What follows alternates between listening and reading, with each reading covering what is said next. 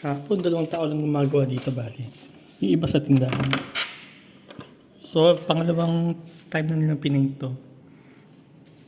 Mabaho, actually ngayon. Kasi sabi ko, sa usapan namin, wala dapat malikabukan dito. So, nakasara lahat ng lugar. Para maging glossy yung finish. Kasi hindi yung problema dati, magaspang. Masyadong magaspang dati. So far maganda na kinalabasan.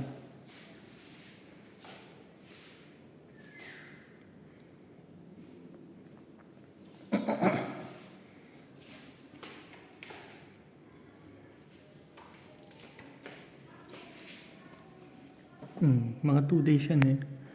So kahapon ay first day dito sa mga furnitures na napinturan. Pero yung mga, ito yung mga baseboard, wall, yan, may mga 2 days na yan.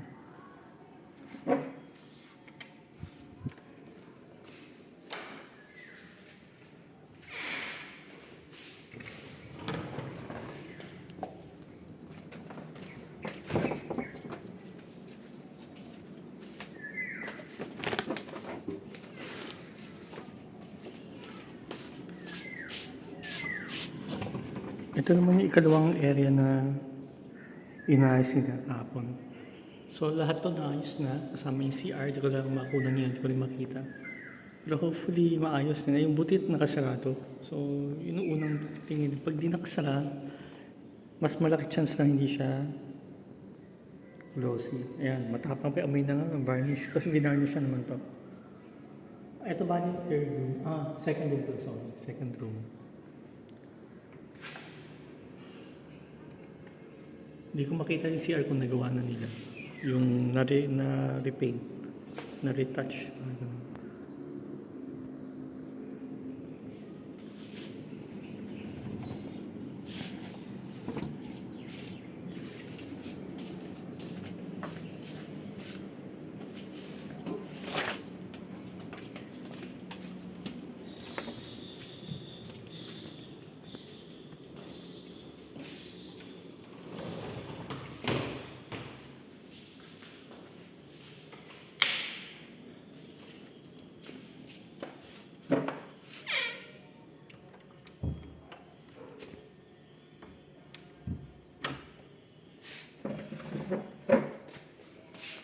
Ito, walang niretouch dito sa hallway ng second floor. Except yung mga furnitures dito, pinasok nila dito.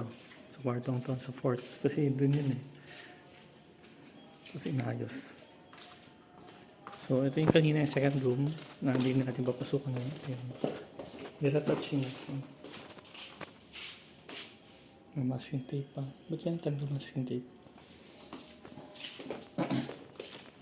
Ito hindi ito nagalaw kahapon. Masters. So yun. Second room, fourth room, at saka yung sa baba. Yun na yung focus nila yung 2 tao.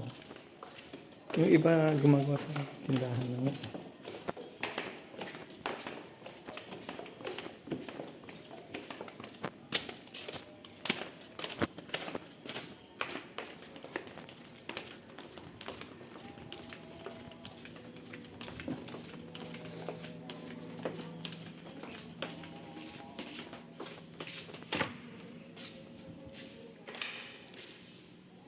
Ito na may itsura na sa babae ginagawa niya. Ito yung study area or den. So tinanong ng tao, ano gagawin nila rito? Lahat pa pintura, sabi ko, oo. Kasama yung kisame. Total, munti na naman ang work yung kisame. So yun, ang ngayon nanigurado sa sarado na lahat. Kasi dati nakabukas pa yung bintana eh. Ngayon sarado na sila lahat ng pintura. Liha, so ayun. Para maging glossy na yung finish.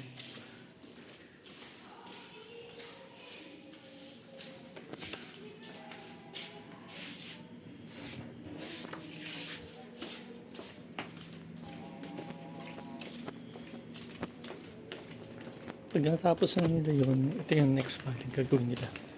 Itong kwarto naman. I-retouch nila to. Yung nga lang may effort dito kasi may mga malalaki furnitures kailangan silang gumalaw. Gumalaw nito. Hindi natin kaya to. Tapos pagkatapos na yan, yung next na gagawin yung dirty and clean kitchen.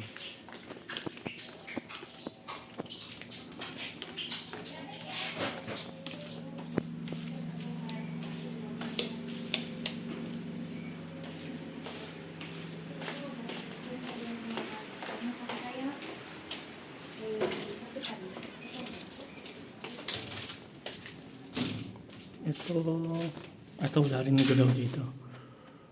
Hapon. Water line. Ito.